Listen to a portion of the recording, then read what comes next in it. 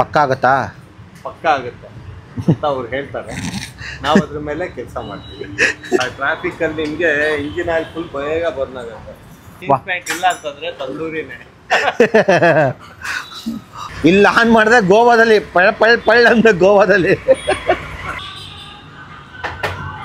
1 hour ಹೈವೇಯಲ್ಲಿ ಹೋದ್ರೆ 2 our city ಒಳಗಡೆ ಬರಬೇಕು.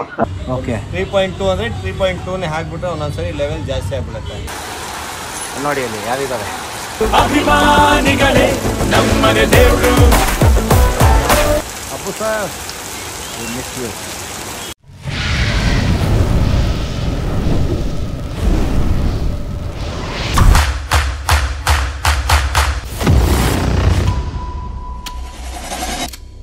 Krishnamurthy, welcome back to my channel once again. ಮತ್ತೊಂದು ದಿನ ಮತ್ತೊಂದು ವಿಡಿಯೋಗೆ ಸ್ವಾಗತ ಸುಸ್ವಾಗತ.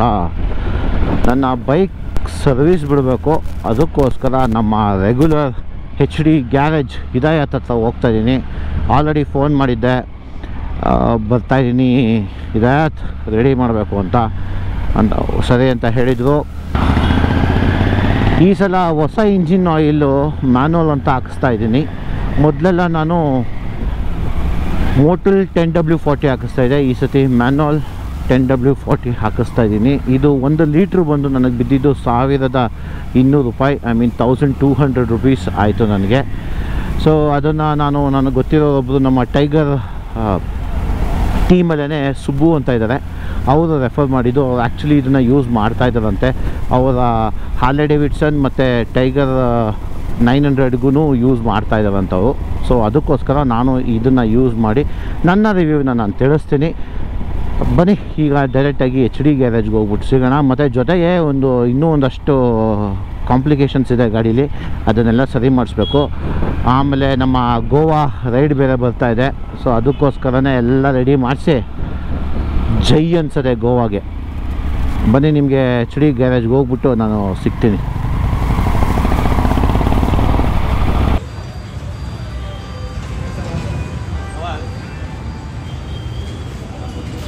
HD ಗ್ಯಾರೇಜಿಗೆ ಬಂದಾಯಿತು. ಬೆಳಗ್ಗೆನೇ ಗಾಡಿ ಬಿಟ್ಬಿಟ್ಟು ಹೋಗಿದ್ದೆ. ಇವರು ಇನ್ನೂ ಸ್ಟಾರ್ಟೇ ಮಾಡಿಲ್ಲ. ಆಲ್ರೆಡಿ ಇದು 3:30. ನಾನು ಕಾಯ್ತಾ ಇದ್ದೀನಿ ಹಿದಾಯತ್ ಬರೋದಕ್ಕೋಸ್ಕರ. ನೀವು ನೋಡ್ಬೋದು, ಅವಾಗ ಇಂಜಿನ್ ಆಯಿಲ್ ಚೇಂಜ್ ಮಾಡಿಸಿದಿ ಅಂತ ಹೇಳಿದ್ನಲ್ಲ, ನಾನು ಹೇಳಿದ್ದು ಇಂಜಿನ್ ಆಯಿಲ್ ಇದೇನೆ ಮ್ಯಾನುವಲು 4 ಲೀಟ್ರ್ ಇದೆ. ನನಗೆ ಆ್ಯಕ್ಚುಲಿ ನನ್ನ ಗಾಡಿಗೆ ಬೇಕಾಗಿರೋದು 3.2 ಲೀಟರ್ಸು. 4 ಲೀಟರ್ಸ್ ತರಿಸಿದ್ದೀನಿ. ಇದನ್ನು 4 ಲೀಟರ್ಸ್ ಏನಕ್ಕೆ ತರಿಸಿದೆ ಅಂದರೆ 200 ml ಸಿಗೋಲ್ಲ, ಅದಕ್ಕೋಸ್ಕರ ತರಿಸಿದ್ದೀನಿ. ಇದನ್ನು ಹಾಕಿಸಿ ಹೇಗೆ ವರ್ಕ್ ಆಗುತ್ತೆ ಏನು, ಮತ್ತು ಗಾಡಿ ಪರ್ಫಾರ್ಮೆನ್ಸ್ ಎಷ್ಟು ಇಂಪ್ರೂವ್ ಆಗುತ್ತೆ, ಯಾವ ರೀತಿ ಆಗುತ್ತೆ ಅಂತ ಹೇಳ್ತೀನಿ. ಇನ್ನೇನು ಸ್ವಲ್ಪ ಹೊತ್ತಲ್ಲಿ ನನ್ನ ಗಾಡಿ ಕೆಲಸಗಳು ಸ್ಟಾರ್ಟ್ ಆಗುತ್ತೆ. ಈಗ ಒಂದು ಸ್ವಲ್ಪ ಕ್ಲೋಸಪ್ಪಲ್ಲಿ ಈ ಮ್ಯಾನುವಲ್ದು ನೋಡ್ಕೊಂಬಂದ್ಬಿಡೋಣ. ಸೊ ಆಯಿಲ್ ಬಂದು ಇದೆ ನೋಡಿ, 7812 motor bike 4 tact oil 10W40 manual ಅಂತ ಕಂಪನಿ. ನೋಡಿ fully synthetic 4 stroke engine oil ನೋಡ್ಬೋದು. ನೋಡಿ ನಮ್ಮ ಡಾಕ್ಟ್ರು ಬಂದರು. ಮುನ್ನಾ ಭಾಯಿ ಗೊತ್ತದು ಇಂಜಿನ್ ಫ್ಲೆಶ್ ಆಗ್ತಾಯಿದ್ದೀನಿ. ಇದೇನಂತಂದರೆ, ಈಗ ಇಂಜಿನ್ ಸ್ಟಾರ್ಟ್ ಮಾಡೋಕ್ಕಿಂತ ಮುಂಚೆ ನೀಟಾಗಿ ಹಾಕಿದ್ರೆ ಒಳಗಡೆ ಸ್ಟೈನ್ಸ್ ಎಲ್ಲ ನೀಟಾಗಿ ಕ್ಲಿಯರ್ ಆಗುತ್ತೆ ಅಲ್ವಾ? ಇಂಜಿನ್ ಕ್ಲೀನರ್ ಪಕ್ಕ ಆಗುತ್ತಾ? ಪಕ್ಕ ಆಗುತ್ತೆ ಅಂತ ಅವ್ರು ಹೇಳ್ತಾರೆ. ನಾವು ಅದ್ರ ಮೇಲೆ ಕೆಲಸ ಮಾಡ್ತೀವಿ. ನೋಡಿ ಹಿಂಗೆ ನಮ್ಮ ಮಾಡೋದು. ಸೊ ಈಗ ಇಂಜಿನ್ ಫ್ಲೆಶ್ ಹಾಕ್ಬಿಟ್ಟು ಒಂದು 5 ಮಿನಿಟ್ಸ್ ಬಿಡಬೇಕಾ? 5-10 ಮಿನಿಟ್ಸ್ ಆನ್ ಮಾಡಿಬಿಟ್ಟು ಆನ್ ಮಾಡ್ಬೋದು. ಸೊ ಈಗ ಆಗ್ತದೆ ನೋಡಿ.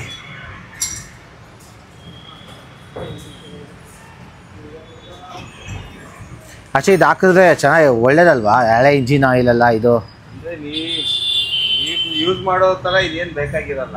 ಹಾಂ, ಅಟ್ಲೀಸ್ಟ್ ಒಂದು ಒಂದು 2 ಸರ್ವಿಸ್ಗೆ ಒಂದ್ಸಲ ಹಾಕ್ಸೋದು ಸಾಕಲ್ವಾ? ಸಿಟಿ ರೈಡರ್ಸ್ ಇರ್ತಾರೆ ನೋಡಿ, ಸಿಟಿ ರೈಡರ್ಸ್ ಅಲ್ಲಿ ಏನಾಗುತ್ತೆ, ನಿಮಗೆ ಜಾಸ್ತಿ ಟ್ರಾಫಿಕ್ ಇರುತ್ತೆ, ಹೀಟ್ ಜಾಸ್ತಿ ಇರುತ್ತೆ. ಆ ಟ್ರಾಫಿಕ್ ಅಲ್ಲಿ ನಿಮಗೆ ಇಂಜಿನ್ ಆಯಿಲ್ ಫುಲ್ ಬೇಗ ಬರ್ನ್ ಆಗುತ್ತೆ. ಆ ಟೈಮ್ ಅಂಥವ್ರು ಹಾಕಿದ್ರೆ ಪರವಾಗಿಲ್ಲ. ಹೈವೇ ಯೂಸ್ ಅಲ್ಲಿ ನಿಮಗೆ ಏನು ಬೇಕಾಗಿಲ್ಲ, ಹೀಟ್ ಆಗಲ್ಲ ಜಾಸ್ತಿ. ಓಕೆ, ಹೈವೇ ಯಾವಾಗ ಆಗುತ್ತೆ? ಹೀಟ್ ಆಗಲ್ಲ ಅಂತೀರಾ? ಇಲ್ಲಿಂದ ಗೊರಗುಂಟೆ ಪಡೆ ರೀಚ್ ಆಗೋಷ್ಟರಲ್ಲಿ ಹೀಟ್. ಸಿಟಿ ನೀವು ದಾಟೋ ತನಕ ಹೀಟ್ ಆಗಿ ಆಗುತ್ತೆ. ಹೌದೌದು, ಸಕ್ಕತ್ ಹೀಟ್ ಆಗುತ್ತೆ. ಕ್ರಾಸ್ ಆದ್ಮೇಲೆ ನಿಮ್ಗೆ ಏನು ಹೀಟೇ ಅನ್ಸಲ್ಲ. ಆ ಸ್ಪೀಡಲ್ಲಿ ನಿಮಗೆ ಇದು ಏರ್ ವೆಂಟಿಲೇಷನ್ ಎಲ್ಲ ಕ್ಲೀನ್ ಆಗಿರುತ್ತೆ. ನಿಮಗೆ ಟೆಂಪ್ರೇಚರು 70 ಮೇಲೆ ಹೋಗೋದೇ ಇಲ್ಲ. ಸಿಟಿಯಲ್ಲಿದ್ದರೆ 100 ಅಲ್ಲ 105 ಒಂದ್ಸಲಿ 110 ತೋರಿಸುತ್ತದೆ.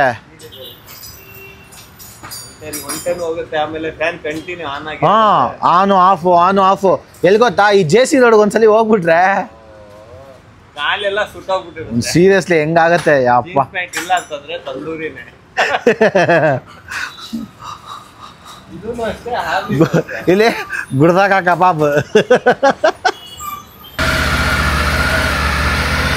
ನನ್ನ ಗಾಡಿ ಪ್ರಾಬ್ಲಮ್ ಏನು ಗೊತ್ತಾ, ಈಗ ನೋಡಿ ಇಂಡಿಕೇಟ್ರು ಪ್ರಾಬ್ಲಮ್ ಏನಾಗಿದೆ ಅಂದರೆ, ಒಳಗಡೆ ಇರೋ ಒಂದು LED ಹೋಗ್ಬಿಟ್ಟಿದೆ. ಈ LED ಹಾಕ್ಸೋಕ್ಕೆ ರನ್ನಿಂಗ್ ಇಂಡಿಕೇಟ್ರಿಗೆ 18,000 ರೂಪಾಯಿ ಕೊಡಬೇಕು ಟ್ರಯಂಪಲ್ಲಿ. ಏನು ಮಾಡೋದು, ಅದಕ್ಕೋಸ್ಕರ ಚೇಂಜ್ ಮಾಡಿಸ್ತಾ ಇದ್ದೀನಿ. ಮಾಡಲೇಬೇಕಲ್ಲ. ಆ್ಯಕ್ಚುಲಿ ಇಂಡಿಕೇಟ್ರ್ ಹಾಕೊಳ್ದೆ ಓಡ್ಸೋಕ್ಕೆ ಆಗೋದೇ ಇಲ್ಲ. ನಾವು ಲಾಂಗ್ ರೈಡ್ಗಳಲ್ಲಿ ನೀಟಾಗಿ ಈ ಥರ ಏನೇನು ಎಲೆಕ್ಟ್ರಿಕಲ್ ಎಕ್ವಿಪ್ಮೆಂಟ್ಸ್ ಇರುತ್ತೋ, ಲೈಟಿಂಗ್ ಸಿಸ್ಟಮ್ಸ್ ಇರುತ್ತೋ ಅದನ್ನೆಲ್ಲ ಪಕ್ಕ ವರ್ಕ್ ಹಂಗೆ ಇಟ್ಕೋಬೇಕು ನಾವು ಲಾಂಗ್ ರೈಡ್ಸ್ ಎಲ್ಲ ಹೋಗ್ಬೇಕಾದ್ರೆ. ಈಗ ಇಂಜಿನ್ ಆನ್ ಆಯಿತು, ಬನ್ನಿ ಇದೊಂಚೂರು ಮುಗಿಸ್ಬಿಟ್ಟು ಆಮೇಲೆ ಸಿಗ್ತೀನಿ ನಿಮಗೆ. ಇಂಡಿಕೇಟ್ರದು ಈಗ ಎಲ್ಲ ಚೇಂಜ್ ಆಗುತ್ತೆ. ಹೊಸ ಇಂಡಿಕೇಟ್ರ್ ಪಳ ಅಂತ ಹೊಡಿಬೇಕು. ಇಲ್ಲ ಆನ್ ಮಾಡಿದ್ರೆ ಗೋವಾದಲ್ಲಿ ಪಳ್ ಅಂದರೆ ಗೋವಾದಲ್ಲಿ ಹಂಗೆ ಹಜಾರ್ಡ್ ಆನ್ ಮಾಡ್ಕೊಂಡು ಹೋಗ್ಬೇಕು. ಅವಾಗ ಆನಲ್ಲೇ ಇರುತ್ತೆ, ಎಲ್ಲೂ ಆಫ್ ಆಗಲ್ಲ. ಈಗ ಹೆಂಗೆ ಗೋವಾಗೆ ಬರ್ತಾ ಇದ್ದೀನಿ. ಎಷ್ಟಿಲ್ಲ ನಮ್ಮ ಡಾಕ್ಟ್ರೀಸಲ್ಲಿ ಗೋವಾದಲ್ಲಿ ಸಿಗ್ತದೆ. ಲಾಸ್ಟ್ ಇಯರು ಮಿಸ್ ಆದೆ. ಅಲ್ಲ ಲಾಸ್ಟ್ ಇಯರ್ ನಾನು ಮಿಸ್ ಆದೆ. ಲಾಸ್ಟ್ ಇಯರ್ ನಾನು ಹೋಗಿದ್ದೆ, ಬಟ್ ಇದಕ್ಕೆ ಮೈಸೂರು ಮಿಸ್ ಆದೆ. ಹೌದು, ಈ ಸರಿ IHR ಮಿಸ್ ಆಗಲ್ಲ. ಇಂಜಿನ್ ಆಯಿಲ್ ಫುಲ್ ಫ್ರೆಶ್ ಆಯಿತು. ನೀವು ನೋಡ್ಬೋದು ನೋಡಿ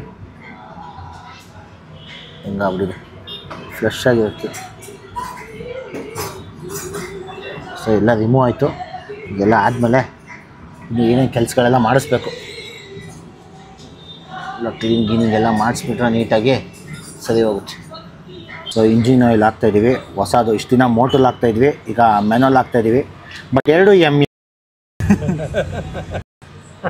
ಇದನ್ನ ಸುಬ್ಬು ಅಂತ ನಮ್ಮ ಟೀಮಲ್ಲಿ ಇದ್ದಾರೆ, ಅವರು ಯೂಸ್ ಮಾಡ್ತಾ ಇದ್ದಾರಂತೆ.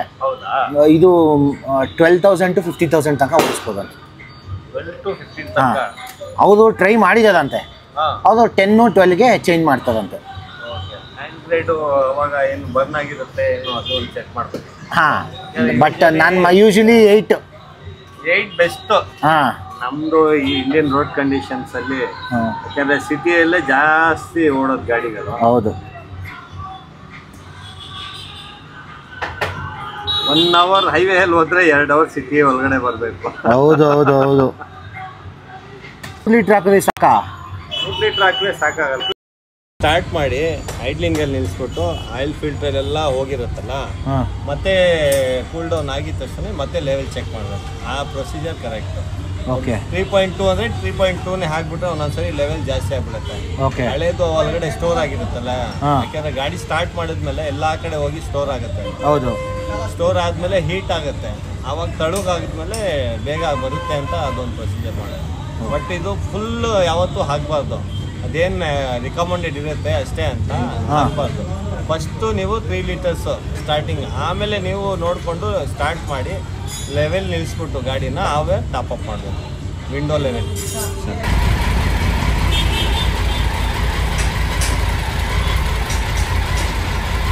ಸೊ ಈಗ ಇಂಜಿನ್ ಆಯಿಲೆಲ್ಲ ಹಾಕಾಯಿತು. ಇವಾಗ ಕಾಂಪ್ಲಿಕೇಟೆಡ್ ಏನು ಅಂತಂದರೆ ಇಂಡಿಕೇಟರ್ಗಳನ್ನ ಹಾಕ್ತಾಯಿದ್ದೀವಿ. ಮುಂದೆಗಡೆ 2 ಹಾಕಾಯ್ತು ಇಂಡಿಕೇಟ್ರು. ಈಗ ಹಿಂದೆ ಒಂದು ಇಂಡಿಕೇಟ್ರ್ ಹಾಕೋಕ್ಕೆ ಈ ಎಂಟೈರ್ ಯೂನಿಟ್ಟು ಬಿಚ್ಚಬೇಕು. ಅದೊಂದೇ ತಲೆನೋವಪ್ಪ ನೋಡಿ. ಮತ್ತು ಇಲ್ಲೊಂದು ಸಣ್ಣ ಗ್ಯಾಪ್ ಇದೆ ಆಯಿತಾ, ಈ ಗ್ಯಾಪಿಂದ ಇಲ್ಲೆಲ್ಲ ಬಂದು ಗಲೀಜು ಕೂತ್ಕೊಳ್ಳುತ್ತೆ. ಬೆಂಗಳೂರು ನೋಡಿ ಮಳೆ ಬಾರಿಸ್ತಾ ಇದೆ. ಈಗ ಸಮಯ 5:38 ಬಂದು ನೋಡಿ ಹೆಂಗೆ ಬಾರಿಸ್ತಾ ಇದೆ.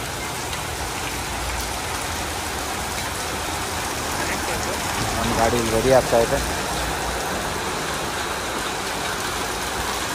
ಮಳೆ ಬಾರಿಸ್ತಾ ಇದೆ. ನೋಡಿ ಅಲ್ಲಿ ಯಾರಿದ್ದಾರೆ, ಅಭಿಮಾನಿಗಳೇ ನಮ್ಮನೆ ದೇವರು.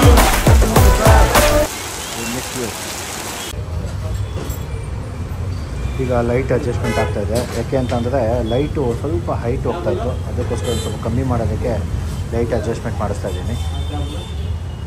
ಸೊ ಗಾಡಿ ರೆಡಿ ಆಯಿತು, ಎಲ್ಲ ಮುಗಿಸಿ ಇವಾಗ ಮನೆಗೆ ಹೋಗ್ತಾ ಇದ್ದೀನಿ. ಈಗ ಮೋಟೋ ಬ್ಲಾಗ್ ವ್ಯೂಗೆ ಹೋಗೋಣ. ಬೆಳಗ್ಗೆ ಬಂದವನು ಎಲ್ಲ ಮುಗಿಸ್ಕೊಂಡು ಈಗ ಹೊರಟಿದ್ದೀನಿ. ನಾನು ಏನೇನು ಮಾಡಿಸ್ದೆ ಅಂದರೆ ಇವತ್ತು ಇಂಜಿನ್ ಆಯಿಲ್ ಚೇಂಜ್ ಆಯಿತು, ಆಮೇಲೆ ನಾರ್ಮಲ್ ಸರ್ವಿಸ್ ಆಯಿತು, ಇಂಡಿಕೇಟರ್ಸ್ ಚೇಂಜ್ ಮಾಡಿಸ್ದೆ, ಆಮೇಲೆ ಮುಂದೆಗಡೆ ಲೈಟ್ನ ಅಡ್ಜಸ್ಟ್ಮೆಂಟ್ ಮಾಡಿಸ್ದೆ. ಯಾಕೆ ಅಂತಂದರೆ ನಂದು ಆಕ್ಸ್ ಲೈಟ್ಸು ಒಂದು ಸ್ವಲ್ಪ ಹೈಟ್ಗೆ ಮುಖ ಕುಡಿಯೋದು. ಸೊ ಅದಕ್ಕೋಸ್ಕರ ಬೇಡ, ಸುಮ್ಮನೆ ಯಾಕೆ ಎದುರುಗಡೆ ಬರೋರಿಗೆ ತೊಂದರೆ ಮಾಡೋದು, ನಮ್ಮಿಂದ ಯಾಕೆ ಬೇರೆಯವ್ರಿಗೆ ತೊಂದರೆ ಅಂತ ಅಂದ್ಬಿಟ್ಟು ಇದನ್ನು ಸ್ವಲ್ಪ ಹಿಂಗೆ ಬಗ್ಸಿದ್ದೀನಿ. ಈಗೆಲ್ಲ ರೆಡಿ ಆಯಿತು, ಇನ್ನು ಗೋವಾ ರೈಡಿಗೆ ರೆಡಿ. ಗಾಡಿ ವಾಶ್ ಮಾಡಿಸ್ಬೇಕಿತ್ತು, ಬಟ್ ಪ್ರಾಬ್ಲಮ್ ಹೆಂಗೆ ಗೊತ್ತಾ, ನಿಮ್ಗೆ ಅವಾಗೆ ನೋಡೋದಲ್ಲ ಮಳೆ ಹೆಂಗೆ ಬಂತು ಅಂತ. ಪುನಃ ಇನ್ನೊಂದು ಸತಿ ಮಳೆ ಬರುತ್ತೆ, ನಾಳೆ ಬೆಳಗ್ಗೆನೂ ಮಳೆ ಬರುತ್ತೆ. ನಾನು ರೈಡಿಗೆ ಬೇರೆ ಹೋಗ್ತಾಯಿದ್ದೀನಿ, ಪ್ರೀ IBW ರೈಡ್ ಅಂತ ಪ್ಲ್ಯಾನ್ ಮಾಡಿದ್ದೀವಿ. ಸೊ ವೈಶಾಲಿಗೆ ಅಲ್ಲಿಗೆ ಹೋಗಬೇಕು. ಅದಕ್ಕೆ ಅಲ್ಲಿಗೆ ಹೋಗ್ಬಿಟ್ಟು ಬಂದಮೇಲೆ ನೀಟಾಗಿ ವಾಶ್ ಮಾಡಿಸ್ಬಿಟ್ಟು ಎಲ್ಲ ನೀಟಾಗಿ ಎಲ್ಲ ಇಂಜಿನ್ ಆಯಿಲ್ ಎಲ್ಲ ಇನ್ನೊಂದು ಸಲ ಚೆಕ್ ಮಾಡಿ, ಚೈನ್ ಗೀನೆಲ್ಲ ನೀಟಾಗಿ ಲೂಪ್ ಮಾಡಿ ಕ್ಲೀನ್ ಮಾಡಿ ರೆಡಿ ಮಾಡಬೇಕು. ಅದಕ್ಕೆ ಗೋವಾ ರೈಡ್ಗೆ. ನೀವು ನೋಡಿ ಲೈಟ್ ನೋಡಿ ನೀವು, ಈಗ ನೋಡಿ ಈಗ ರೋಡ್ ಮೇಲೆ ಬೀಳ್ತೈತೆ. ಆವಾಗ ನೆನ್ನೆ ಮೊನ್ನೆಲ್ಲ ಏನಾಗಿತ್ತು, ಒಂದು ಸ್ವಲ್ಪ ಹೈಟ್ಗೆ ಮುಖ ಕುಡಿಯೋದು. ಸೊ ಈಗ ರೋಡು ನೀಟಾಗಿ ಕಾಣಿಸ್ತಾ ಇದೆ, ಸಾಕಿಷ್ಟು ರೋಡ್ ಕಾಣಿಸಿದ್ರೆ ಸಾಕು. ಇದನ್ನೆಲ್ಲ ಹೈವೇಗಳಲ್ಲಿ ಹಾಕೊಳ್ಳೋಣ, ಸಿಟಿಯಲ್ಲಿ ಹಾಕೋದ್ರೆ ಬೆಂಕಿ ಹಾಕೋಬಿಡ್ತಾರೆ ಜನ. ಎಲ್ಲ ಟೋಟಲು ನನಗೆ ಒಂದು 18,000 ರೂಪಾಯಿ ಬಿತ್ತು. ಇಂಡಿಕೇಟ್ರುಗಳು ಆಮೇಲೆ ಎಲ್ಲ ಸೇರಿ ಒಂದು 22,000 ರೂಪಾಯಿ 23,000 ರೂಪಾಯಿ ಆಯಿತು ಸದ್ಯಕ್ಕೆ. ಸೊ ನೋಡ್ತಾ ಇದ್ದೀರಲ್ಲ ನಮ್ಮ ಬೆಂಗಳೂರು ಮಳೆ ಬಂದ ಟ್ರಾಫಿಕ್ ಹೇಗಾಗಿದೆ ಅಂತ. ಇದೇ ರೀತಿ ಸಪೋರ್ಟ್ ಮಾಡ್ತಾಯಿರಿ. ನಾನು ನಿಮ್ಮ Vinod Krishnamurthy. Take care, bye, love you all. ಜೊತೆಗೆ ನಾನು ಇನ್ಸ್ಟಾಗ್ರಾಮ್ ಅಕೌಂಟ್ ಫಾಲೋ ಮಾಡೋದು ಮಾತ್ರ ಮರೀಲೇಬೇಡಿ. ಮತ್ತೊಂದು ದಿನ ಸಿಗುವ.